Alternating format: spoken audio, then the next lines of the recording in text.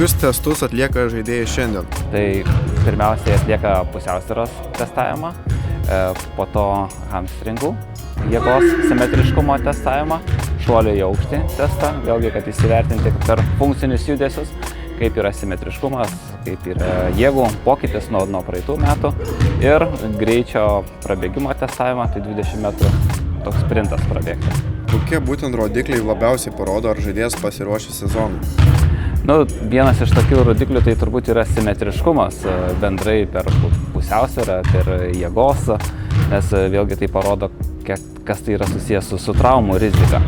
Tai vienas tokių pagrindinių dalykų, aišku, vėl įsivertiname tuos žaidėjus, kurie praeitais metais buvo atlikę testavimus, tai mes galim pasižiūrėti, jie rezultatai gerėja, blogėja, tai vėlgi tai irgi galime įsivertinti. Ar per kelerius metus pastebite, kad sportininkai ateina vis geresnės formos, ar ne? Labai čia sunku iš tiesų pasakyti. Mes gal daugiau matom tą gerėjimą, ypatingai tų sportininkų, kuriuos mes jau sekame. Tai kiekvienais metais jie patobulėja, ką mes matom, pavyzdžiui, ir šuolio analizės. Tai kiti vieni pagerina rezultatą 15, kiti net ir daugiau procentų, lyginant pagal praeitus metus.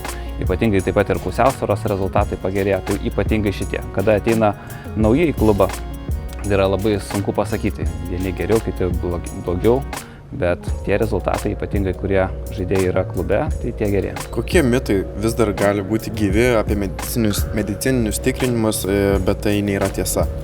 Turbūt toksai vienas, kad čia reikia administracijai, o ne žaidėjai. Turbūt vienas toksai yra pagrindinių dalykų, nes iš tiesų tai yra ir skirtas žaidėjui, kad jisai galėtų tobulėti ir sveikai tobulėti. Tai čia yra pagrindinis dalykas turbūt žaidėjui, kad jisai kaip galima ilgiau išliktų komandoje ir gerėtų rezultatai. Kaip dažnai tokie patikrinimai padeda užbėgti rimtiems sužeidimams už akių? Mes čia labai dažnai apie tai ten iš tiesų diskutuojam ir su fizinio rengimo treneriais, kineziterapeutais, kas būtų, jei būtų, nes žaidėjai visuomet patiria traumų, tik patiria sunkesnių arba lengvesnių. Ir dažniausiai, jeigu mes nebūtumėm atlikę kažkokių testavimų, mes tikrai negalėtumėm įvertinti tam tikrų didesnių rizikų. Ir manome, jeigu net ir jie patiria traumas, tai jie patiria lengvesnės tas traumas, o mes iš tiesų ir džiaugiamės. Ir matom, kad tos rezultatai, kuriuos metai iš metų, tai tų rezultatų testavimo metu gerėjimas, vėlgi tai įrodo, kad tie testavimai tai yra naudingi ir turi įtakos.